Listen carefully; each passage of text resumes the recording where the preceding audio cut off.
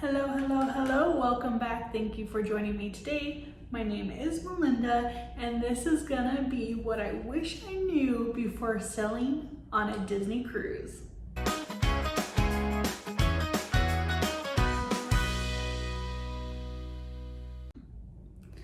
All right, so all the things I wish I would have known on the Disney Cruise Line before sailing on Disney.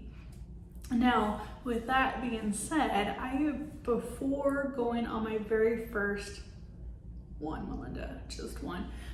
very first Disney cruise, I had been on approximately 12 cruises before sailing on a Disney cruise line. I have been on a variety of different cruise lines, but this was my first for Disney, and these items are some of the things I wish I would have known before sailing this cruise line that were different than the other cruise lines I have sailed. The number one that I've started with is the difference between a port arrival time and a boarding time. Now, when you go to check in online for your cruise, you enter your information. If you have a passport, what do you want to do for your onboard account? At the very end of that, of checking in online, they give you a port arrival time. And this time is spread out through however many people are cruising that day in increments. And so they will give you a time to arrive to port. Now what that means is they are staggering people coming into port throughout the day. You do also another check-in once you arrive at port, and then they give you a boarding number, and then they board the ship based on the number in which you receive. This is different from what I've experienced on other cruise lines. When you do an online check-in, they give you your boarding time, and you arrive during that time, you go through the process, and then you board straight away. Disney does a port arrival time, gives you a number, and then that number will be called when it's time for you to board. So remember that. Just because you have a port arrival time of, say, 11:30, you will not be boarding at 11:30. It depends on what number you are in the boarding group. So that is good information. All right, speaking of online check-in, when you go online and check in, like I said earlier, there is also the time to book your activities. Now, some activities on the ship are ticketed events that are included in the price. You do not pay extra, but you do have to have a ticket for that event. This is now the time when you would do it, as well as when you check in. So if you want to do a princess meet and greet, you want a Marvel Day meet and greet, Star Wars, Frozen, this is when you get the tickets. Also, if you want to book any of the tastings while on the ship, sometimes they have a wine tasting, they have a whiskey tasting, they have different types of martini tasting, different types of alcohol tastings. This is also when you would book them and reserve that time. On other cruise lines, I was able to do that when you're just on the ship. You would find out when they were through the activities. But with Disney, you need to book it before even going on the ship. It does tell you the date and time, so just let you know. It is also a good time to book the kids into their respective clubs. So if they're going to the kids club or Vibe, you can register them online prior to going, and this way you're not standing in a huge long line the day of trying to get your kids registered for their respective clubs. When you do your port arrival time and you check in, they will give you for lack of a better term, a magic band for the kids to wear so they can clock in and out of the clubs. I was like, what is it called? Clubs. That's what they're called, clubs. And if you have not registered your child yet, they won't give that to you until you get on ship and register. So pre-register, you get your magic band when you get checked in, and also they'll tell you to go up to the kids club and get a lock put on the magic band. That way it doesn't fall off if they're swimming or doing whatever necessities that you want. You can do that anytime.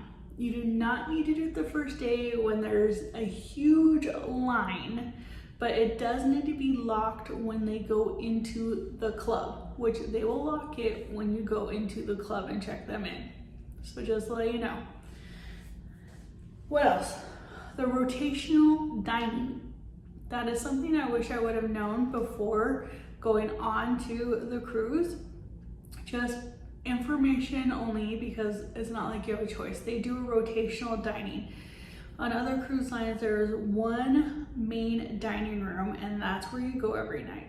Well, in Disney, there's 3 main dining rooms, and you rotate each night depending on the length of your cruise, depends on how many times you'll be at each of the location, which is really nice. It's nice to have a different scenery sometimes at night.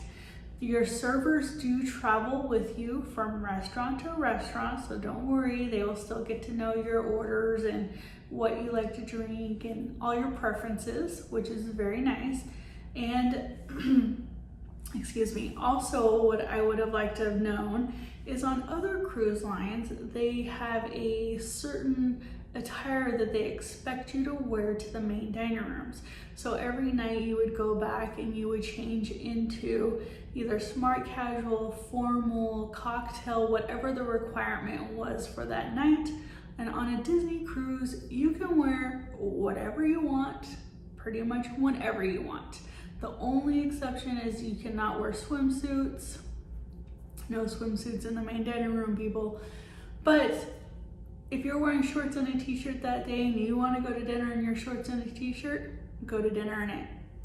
Even if it's formal night, they do not have a mandatory formal that you have to arrive in to get seated. You can come as is. You can dress for the nights as well too. You'll see a variety of things. You will see anyone in shorts and a t-shirt, and then you will see people in cocktail and smart attire as well.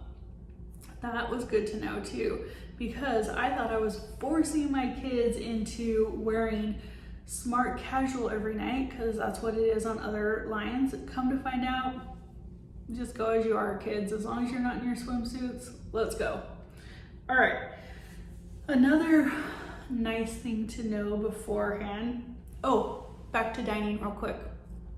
Also, if you are dining at the late dining time, and you check online during the online check-in that you are okay with the cast members to pick up your children during dinner, what will happen on the late dining is after the kids have eaten, cast members will come through and pick up your kids and take them to the kids club so you can finish eating whatever you were eating for the night.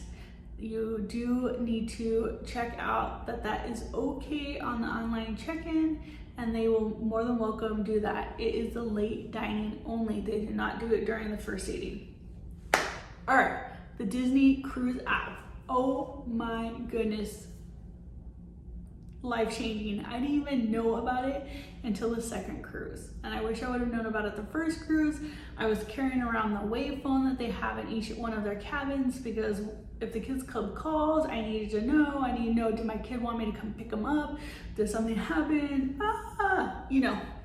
Well, if you download the Disney Cruise app, not only can you talk to other people on the ship, you can now see all the activities on it, you can see the menus on it, and yes, the kids club will message you on it. So you just have to take your phone with you everywhere, not the big wave phone everywhere. Very nice, very handy, full of information, and I wish I would have known on my first cruise all about it. I like to stay in contact with my kids. There's been numerous times where I've had to ban the kids club because you need to spend time with mommy. Let me tell you. Okay, character lines. Also on my first cruise, I ran around trying to get all the pictures with the characters. I was like, we are getting all the characters, people. Get in line. And though the lines are not as long as the parks, thank you, I appreciate that. But you will also find that if you don't go the first night and you don't go the last night, the lines are amazing. They're not long at all. They're short, you get through them quickly. You'll be able to see multiple characters, but the lines are very long on the first night and the last night because everybody is doing what I did the first time and running around trying to get everybody. And then on the last night, everybody's like, oh my gosh, who did I not see? Who did I not get a picture with? I gotta see them. So just to let you know. All right, moving on to the soda fountains. They have soda fountain drinks. Am I saying that right? I don't drink soda, but that's not why I'm so excited. I'm so excited because it's included in your price. Now, only the fountain drinks. Now, if you get a can of soda, they're gonna charge you for it. But outside of Cabanas, the buffet, and in the buffet area, they have soda machines. They have a variety of soda. They have, I think it's pink lemonade. They have water that also comes out of it. They have tea. You know, I'm a tea drinker. They have coffee. They have hot chocolate. They have juice, all included, which is fantastic. Thank you. Thank you very much. And they do provide little cups for you to use. So if you want something bigger, bring it with you. And they no longer supply lids for the cold beverages. So if you want a lid, also bring something with you, like a container. If you do bring a container with you, just take the little cup and transfer it into your bottle, please. All right. Something else I didn't know, which I do know now, which I like to use, is gift cards. You can use Disney gift cards not to only pay for your cruise. That's right. You can use it to pay off your cruise, and you can use it while on the cruise. You put it on your onboard account, and they will use the gift card first, and then at the end of the day, if you still owe, then they'll charge the credit card on file. Right? Nice. Thank you very much. Sometimes I ask for Disney gift cards just so I can put it on the account, and that is how the kids get their souvenirs, is they now have a gift card. Yeah, thank you. All right, placeholders. Right, what is a placeholder? Very good question. I didn't know anything about them the first cruise, but now I do. Disney has changed their information on placeholders, so I've done a placeholder video in the past, but they've changed it. Basically, a placeholder is telling Disney that I want to cruise with you again. I just don't know what cruise I'm gonna go on. So while you're on the cruise only, you cannot do this afterwards, but while you're on the cruise, you can pay $250. It's currently $250, and they give you a open reservation number. You have 2 years to book a cruise with that open reservation number, and you currently get 10% off of that cruise. There are some blackout dates, but you'll get 10% off of the next cruise booked. So on other cruise lines, if you book that day while on a cruise, book another cruise, you will get a discount for booking another cruise. Well, Disney has that as well, but they also have this placeholder. So if you can't decide, you're like, yeah, I'm hooked, I'm going on another cruise, I just don't know which one, then you can buy this placeholder. And currently also, I keep saying that because you used to get onboard credit, you no longer get onboard credit, but you do still get the 10% off.